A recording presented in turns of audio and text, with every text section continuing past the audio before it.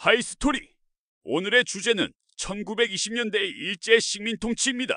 1920년대 문화정치로 표현되는 일제의 식민통치에 대해 공부하겠습니다.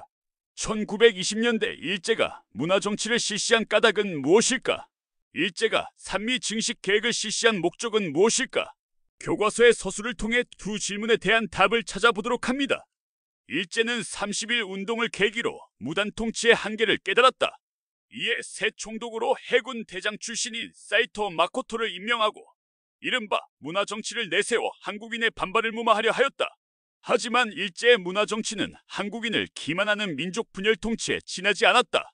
문관 출신도 총독으로 임명할 수 있도록 하겠다고 하였지만 실제로 임명되지는 않았다. 일반 관리와 교원이 제복을 입고 칼을 차는 것을 폐지하였다. 그리고 헌병경찰제를 보통 경찰제로 바꾸었다. 하지만 경찰과 경찰기관 수를 크게 늘리고 치안유지법을 제정하여 사회주의 운동과 민족운동을 억압하는 등 한국인에 대한 감시와 탄압을 더욱 강화하였다. 한국인의 정치 참여를 선전하려 도평의회와 부면, 협의회 등을 설치하고 일부 지역에 선거제를 도입하였다. 그러나 이들 기관은 실권이 없는 자문기관이었으며 선거권도 극히 일부 한국인에게만 주어졌다. 언론 출판집 폐결사의 자유가 일부 허용되면서 동아일보와 조선일보 등 한국인이 발행하는 신문이 창간되었다.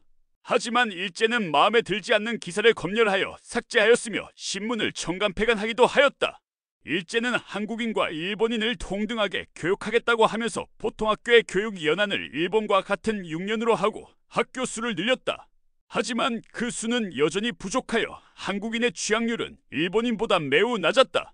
자료는 1921년 조선 총독 사이토 마코토가 식민통치의 방향을 밝힌 글이다. 문화통치의 목적을 보여준다. 3.1 운동을 계기로 무단통치의 한계를 깨달은 일제는 새 총독으로 해군 대장 출신인 사이토 마코토를 임명하고 이른바 문화정치를 내세워 한국인의 반발을 무마하려 하였다. 하지만 일제의 문화정치는 한국인을 기만하는 민족 분열 통치에 지나지 않았다. 일본에서는 인구가 늘어나고 제1차 세계대전의 영향으로 경제가 빠르게 성장하면서 쌀 소비량이 늘어났다. 한편 많은 농민이 일자리를 찾아 도시로 떠나 농촌의 노동력이 부족해지면서 쌀 생산은 줄어들었다. 이에 쌀값이 폭등하여 일본 각지에서 폭동이 일어나는 등 사회가 불안해졌다. 일제는 본국의 부족한 식량을 한국에서 확보하려고 1920년부터 산미 증식 계획을 실시하였다. 농지 확장, 신품종 도입, 수리시설 개선 등으로 한국에서 쌀 생산을 늘려 일본으로 더 많은 쌀을 가져간다는 계획이었다. 산미 증식 계획으로 쌀 생산량은 어느 정도 늘어났다. 하지만 지속적으로 많은 양의 쌀이 일본으로 빠져나가면서 한국인의 쌀 소비량은 오히려 줄어들었다.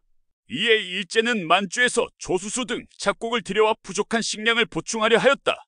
한편 농민들은 수리시설 개선비 등 산미 증식 계획에 필요한 비용을 부담하게 되어 생활이 더욱 어려워졌다.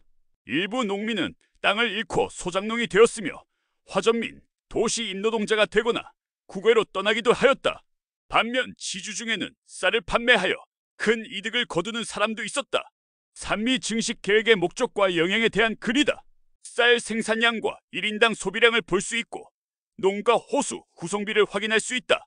제1차 세계대전으로 일본 경제가 호황을 맞으면서 일본 기업들도 자본을 축적하였다.